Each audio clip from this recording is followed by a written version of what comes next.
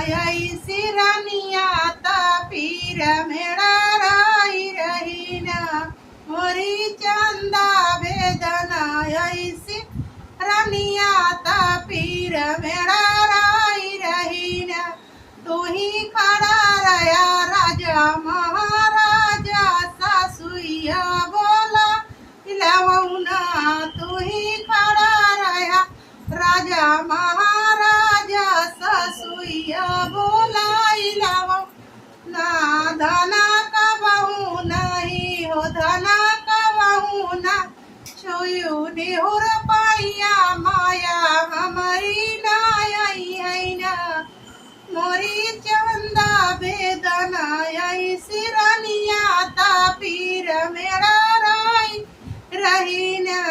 तो ही खड़ा रहा राजा महाराजा जेठनिया बोला इलावना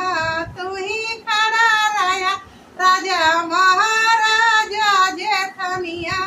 बोला इलावना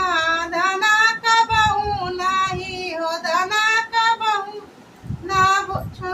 धना का बहू ना बोलू मीठी बोलिया भाऊजी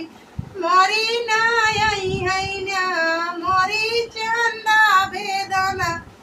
मोरी चंदा वेदना ऐसी रनिया ता पीर मेरा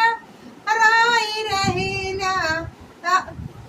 तू ही खड़ा रहा राजा महाराजा नाना दिया बोलाई लवना तू ही खड़ा रहा राजा महाराजा नाना दिया बोलाई लवना धना का बहू नहीं हो धना का बहू ना बोलियो मीठी बोलिया बाहिनी मोरी नाई है ना मोरी चंदा वेदना ऐसी रनिया ता पीर मेरा